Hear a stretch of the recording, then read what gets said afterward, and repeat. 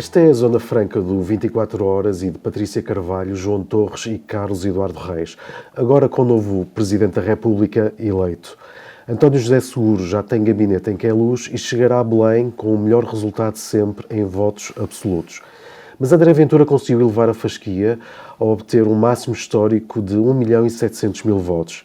O debate sobre quem lidera a direita continua e, como previu aqui Carlos Eduardo Reis no último Zona Franca, a Ministra da Administração Interna não aguentou muito mais tempo no cargo. Carlos, é inevitável começar por si. Quem é que é a pessoa que segue no cargo? Olá a todos. Bem, eu não previ que a senhora Ministra não se aguentava muito tempo no cargo. Aquilo que eu disse foi que a ex-ministra agora, Maria de Lúcia Amaral, não tinha o perfil adequado para as funções no Ministério da Administração Interna. E foi mais rápido que aquilo que estávamos à espera, mas nestas situações, entendendo a própria que não tinha condições para continuar no cargo, a melhor forma, ainda que com o país em estado de calamidade, a melhor forma é sair. Eu acho que a pessoa que se segue é Luís Montenegro. O Primeiro-Ministro está a liderar a ação do Governo neste estado de calamidade e assim deve continuar para que quando houver condições mais calmas para fazer uma ponderação e o país não estiver ainda a enfrentar esta intempérie, poder decidir quem será o próximo responsável por esta área de governação, que é uma área muito importante para o nosso país. Em relação a Maria de Lúcia Amaral, ela foi de facto uma grande provedora de justiça, tem uma qualidade intelectual acima da média, é uma pessoa com provas dadas, mas que não conseguiu exercer a função de Ministro da Administração Interna como o próprio Governo precisava e, portanto, é natural esta substituição. Uhum. Mas acha que a seguir deve vir uma remodelação mais profunda do... Eu também disse isso na semana passada. Não é em cima da agitação que devem existir qualquer tipo de mudança. Nem acho que se deva legislar em cima do problema, nem acho que se deva alterar a composição do Governo em cima de situações deste género.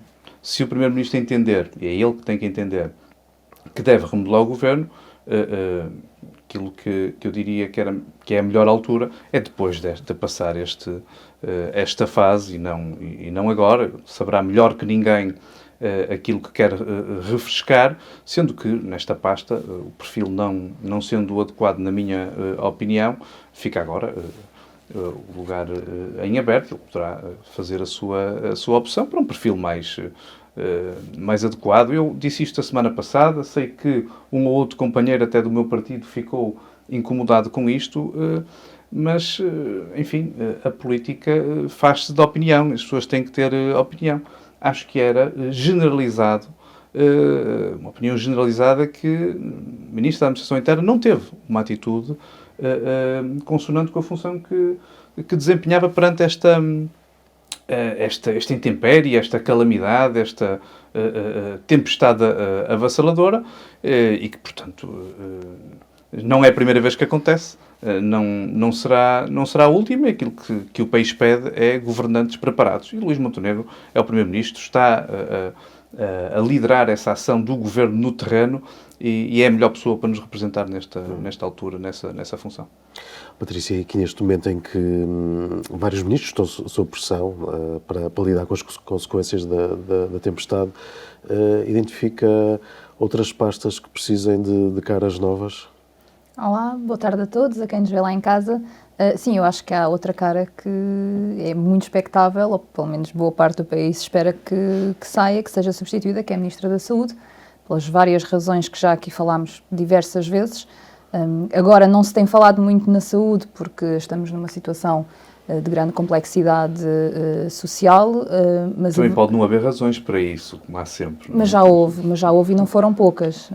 E, portanto, temos de estar acho todas que as agora... semanas a falar sobre o tema. Temos de com deixar a certeza. Ministra trabalhar, não é? Mas eu tenho a certeza que neste momento não se Deixem está a o falar... Luís trabalhar. Não se Neste está, caso é a Ana Paula. Não é? neste momento não se está a falar porque estamos a viver a situação que estamos a viver. Portanto, eu acho que sim, acho que esta saída da ex-ministra agora da Administração Interna era mais que esperada.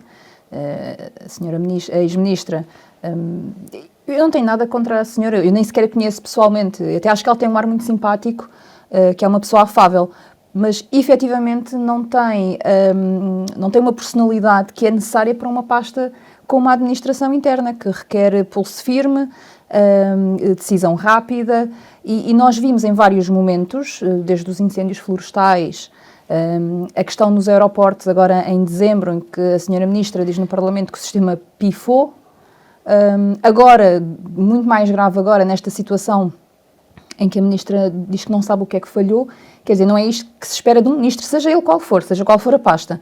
O que as pessoas esperam de um Ministro é que o Ministro saiba o que é que está a fazer, o que é que está a correr mal e que possa vir a público dizer que os problemas estão identificados, estão a ser resolvidos. O problema é esta, a solução é aquela. E a Ministra, infelizmente, nunca passou essa imagem de controle de situação, porque é esta sensação de controle de situação que dá às pessoas, ou melhor, é esta percepção de controle de situação que dá às pessoas depois uma sensação de segurança. Ao contrário, a Ministra do Ambiente passou essa imagem de segurança, de solidez. Passou muito mais que a Ministra da Administração Interna, mas também não era difícil. Acho que qualquer um passava ali uma imagem mais forte de quem tem certeza do que está a fazer, de quem tem certeza para onde é que quer ir e para onde é que quer levar uma situação caótica como aquela que estamos a viver. E, portanto, acho que não foi novidade absolutamente nenhuma esta demissão da Ministra, embora, e segundo o 24 Horas, a demissão da Ministra, ou seja, a Ministra decidiu demitir-se não por tudo isto que referi até ao momento, mas porque teve uma discussão muito feia com o chefe de gabinete. Tem que se ler a notícia toda.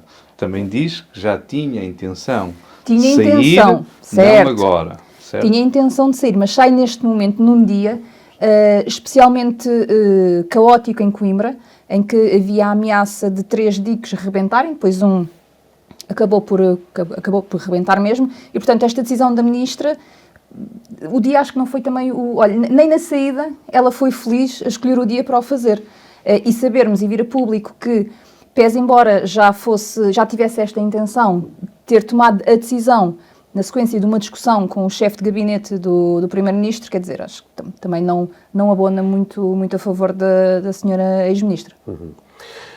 João, passava-lhe aqui o desafio, falamos da administração interna, a saúde, numa eventual remodelação do governo mais profunda, que outras figuras é que, ou pastas identifiquem que precisem de novas caras?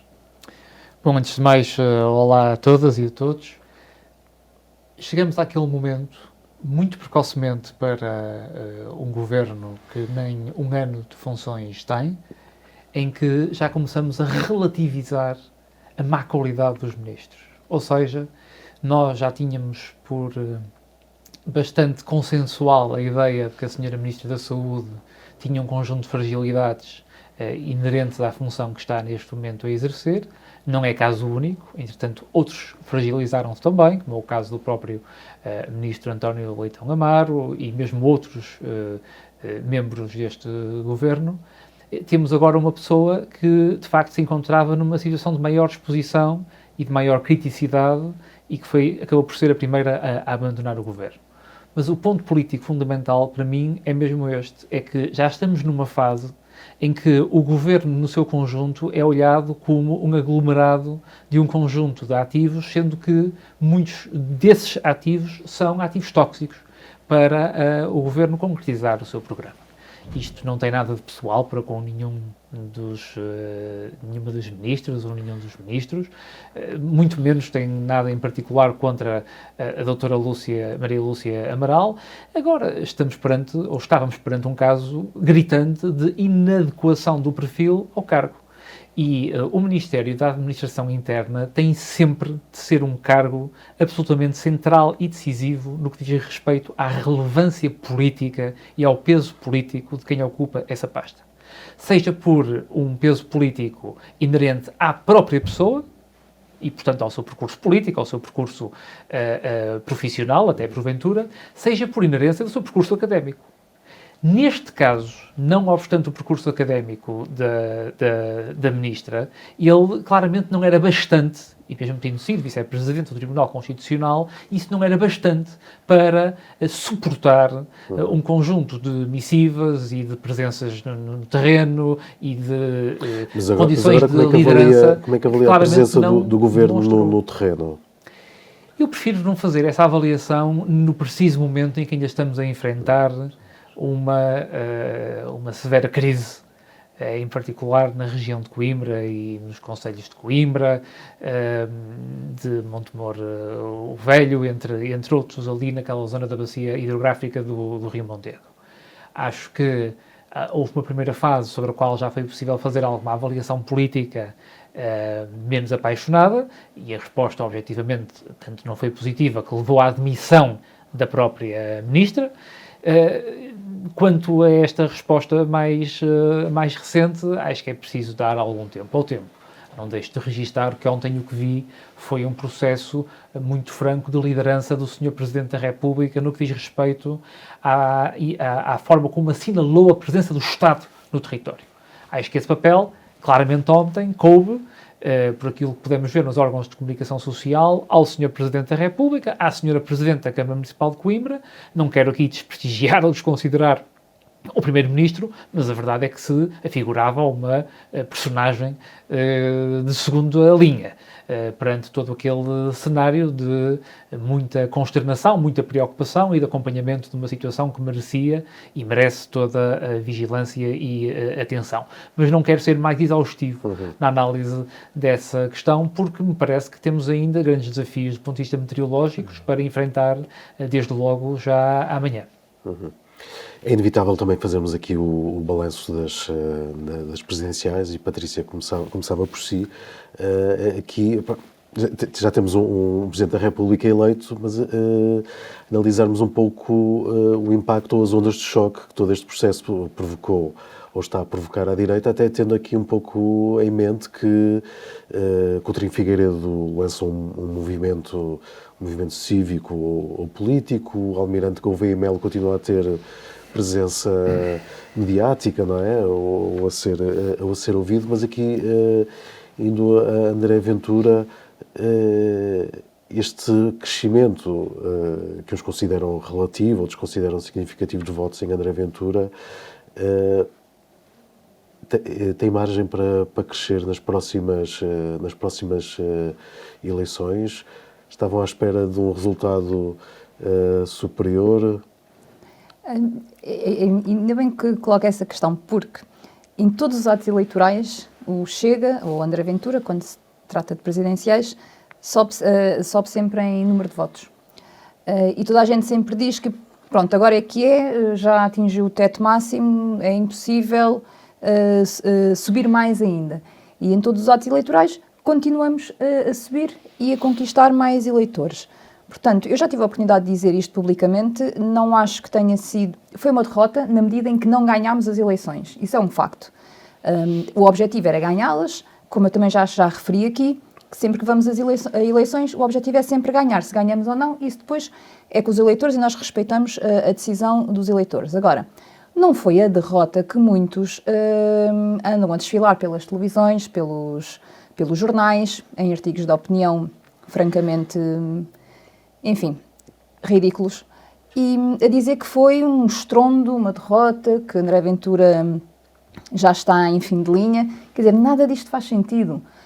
Nós temos vindo sempre a aumentar a votação, nós tivemos mais 400 mil votos do que tivemos na primeira volta, portanto, estes 400 mil votos têm que vir de algum lado, não é? E não terá sido da esquerda. Alguns poderão ser, porque nós temos ido buscar eleitores tanto ao PS como ao PCP. Mas a sua larga maioria destes 400 mil não vieram da esquerda, vieram da direita. E eu acredito que estes eleitores que votaram na segunda volta em André Ventura foram eleitores que decidiram apostar em André Ventura numa segunda volta porque perceberam que era ali que estava o espaço de direita E nunca mais, na eleição. Agora vou votar para sempre no André Ventura. Nunca mais Já lá saem vou, dali. já lá vou. Portanto, isto... Os votos cativos vão sempre subindo. Não, qualquer dia, nós temos os outros uma partidos desaparecem. Vamos lá ver, nós temos uma fatia enorme do nosso eleitorado que é cativo, é Chega. Não vai votar noutros partidos, mas temos outra fatia de eleitorado que vai flutuando a sua decisão consoante a eleição, pelas mais diversas razões. Agora, o facto é que nós conquistamos mais 400 mil votos. Destes 400 mil votos, eu não acredito que nenhum destes 400 mil não voltará a votar André Ventura ou Chega.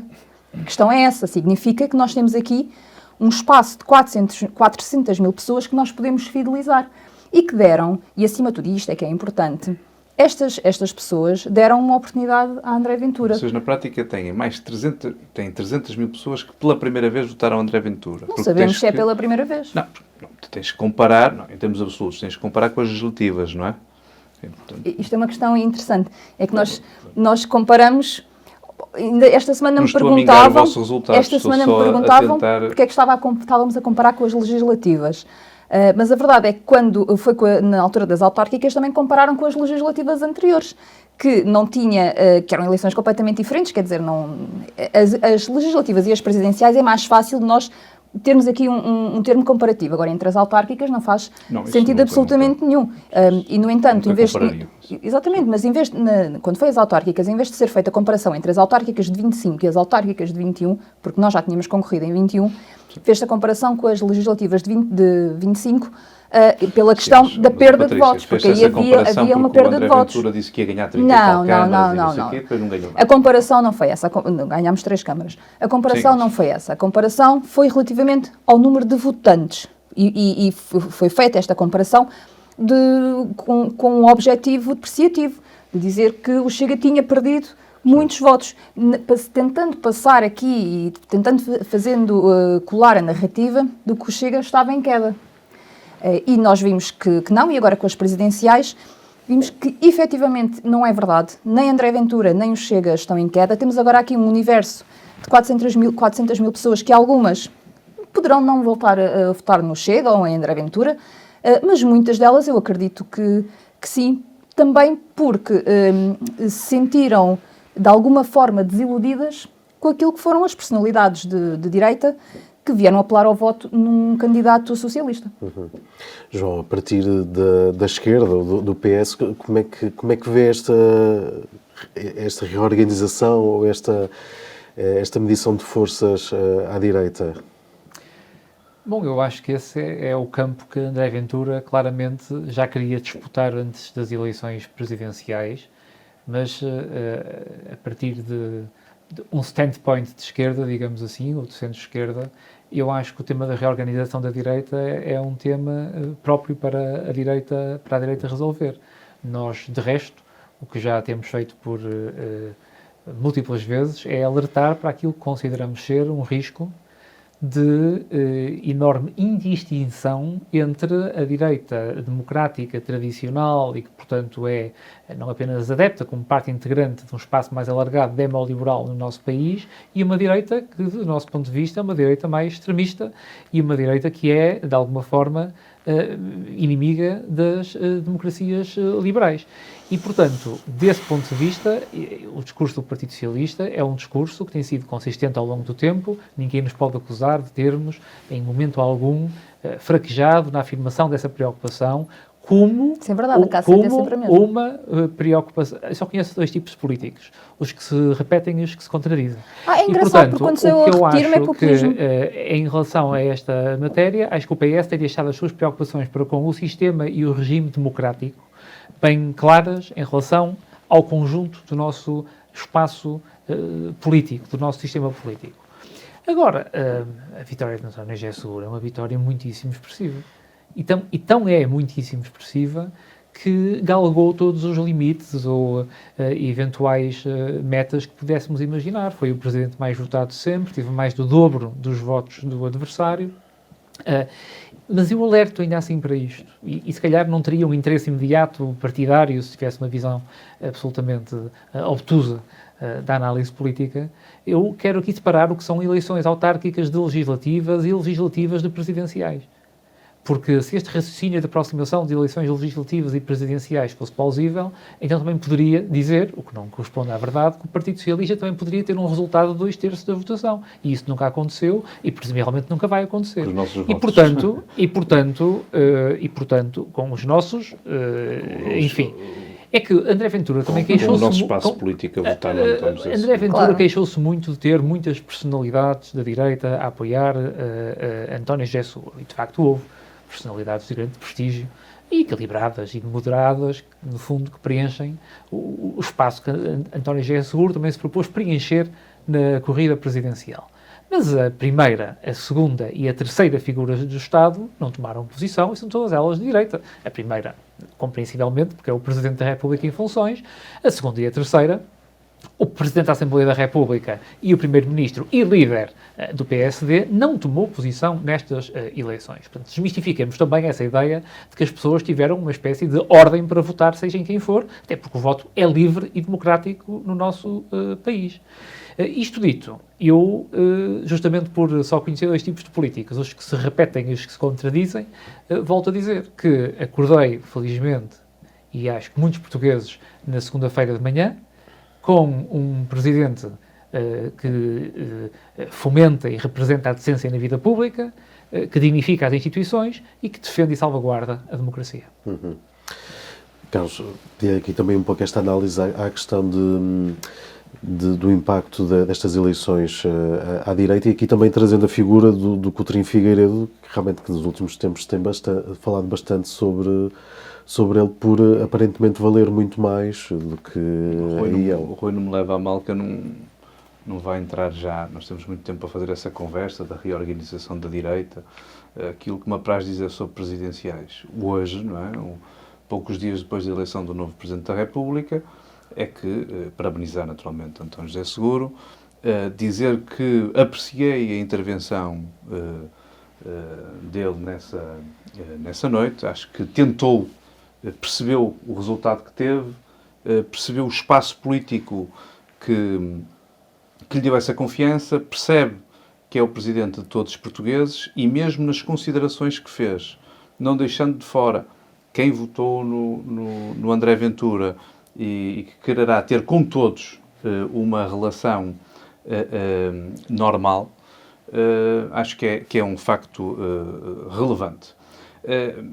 Tocando ao de leve na temática da sua questão, aquilo que eu posso dizer é que há um grande número de pessoas, grande mesmo, que normalmente votam centro-direita e que preferiram votar António José Seguro, que preferiram votar André Ventura. E, portanto, esse grande espaço político que elegeu Luís Montenegro primeiro-ministro, preferiu nesta eleição votar António José Seguro. E esse é que é o dado relevante em relação à conversa. E é o normal e o natural. Por parte quem dos lidera partidos ou não centro-direita. lidera a direita. Eu não estou com isto a desprestigiar a quantidade grande também de pessoas que o resultado eleitoral de André Ventura. Não estou a desprestigiar esse resultado. Acho que teve, dadas as circunstâncias, também um bom resultado.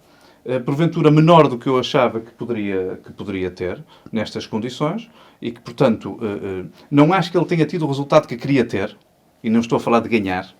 Eu acho que ele pretendia ter um resultado diferente, mesmo perdendo, que lhe dava mais fôlego para continuar essa conversa da liderança da direita, e esse resultado não aconteceu. E, portanto, nesta fase, aquilo que me apraz dizer sobre essa matéria é só isso. Vamos ter tempo para conversar sobre o Coutinho Figueiredo, sobre a liderança da direita, que é, já percebi que é o tema sexy do momento em relação ao nosso espaço político e, portanto, vamos a isso numas próximas sessões destas. Sim, veremos se o tema se mantém. Entramos, entretanto, agora aqui na reta final, em que vos lanço aqui o desafio para partilharem uma ideia, uma pessoa, um acontecimento, algo que esteja a acontecer e que não tínhamos falado no programa de hoje. Patrícia.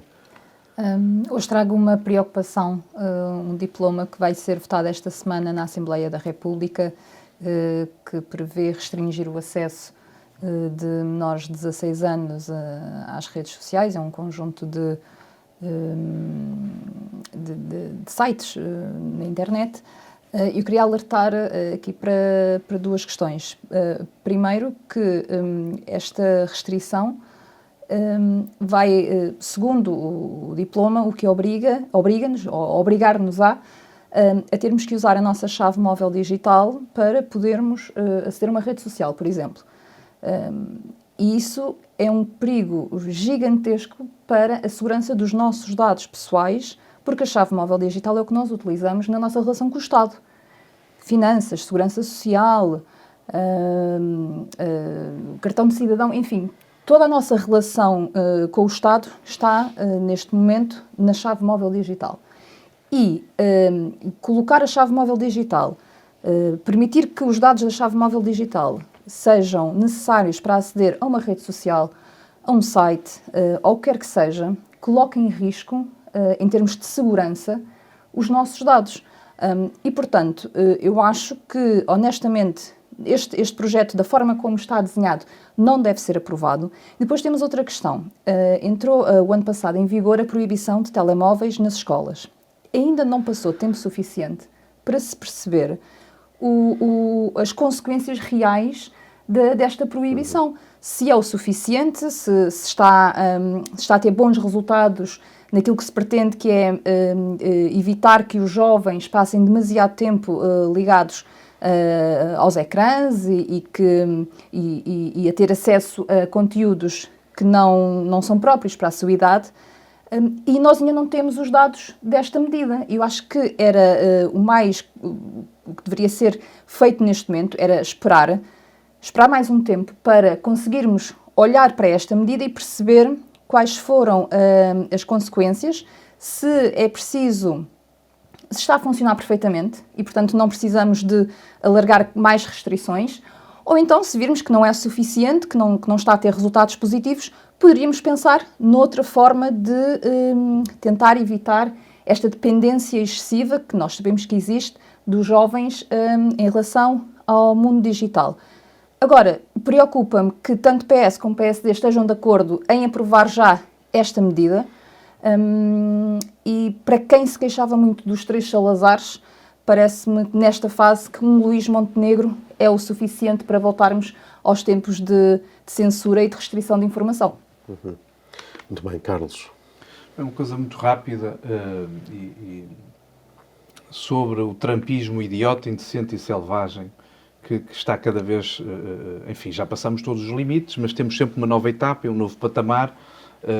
E há uns dias, na sua rede social, o Presidente dos Estados Unidos fez uma postagem em que coloca Obama e a ex-primeira-dama em corpo de macacos, não é? Quer dizer, e eu acho isto absolutamente indecente. Já não bastava termos ultrapassado todos os limites em relação enfim, violando os princípios que regem a Aliança Atlântica com uma eventual agressão a um país também da Aliança Atlântica, na Groenlândia. Agora temos este tipo de situações que nós não devemos aligeirar nem normalizar. Isto sim não deve ser normalizado. E, portanto, este meu alerta e este minuto final vai muito mais para as pessoas do meu espaço político e algumas até com quem que conheço bem, com quem debato e que às vezes aligeiram os comportamentos de Trump, porque são esses moderados que me preocupam mais em relação à censura que deve ser feita sempre que o Presidente dos Estados Unidos, ou outro Presidente qualquer, ou outro eleito qualquer, tenha uma atitude deste género que deve ser absolutamente condenável. Muito bem, João, para terminar. Bom, eu escolho um tema internacional também e que está relacionado com os direitos das mulheres, que já pouco ou nada eram respeitados no Afeganistão, mas agora, com a aprovação do novo Código Penal, em meados de janeiro, tornaram, eu diria que, absolutamente impossível a vida de uma mulher em mínimas condições de dignidade humana nesse país.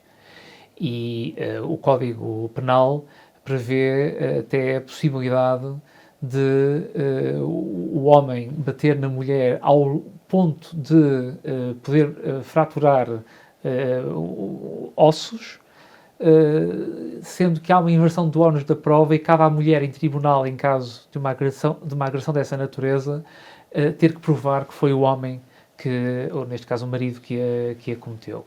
Isto representa um mundo, uma sociedade, um modus vivendi absolutamente selvagem, no qual eu penso que ninguém se pode reconhecer, mas ajuda-nos também a alertar para o facto de os direitos em geral, e em particular os direitos das mulheres, ficam e têm ficado vezes demais para trás, e há mesmo circunstâncias onde, parecendo impossível, ainda retrocedem mais nos direitos das mulheres. O Afeganistão é um destes exemplos.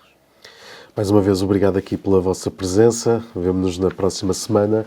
E este episódio do Zona Franca fica disponível no site do 24 Horas, no YouTube e também no Spotify. Até para a semana.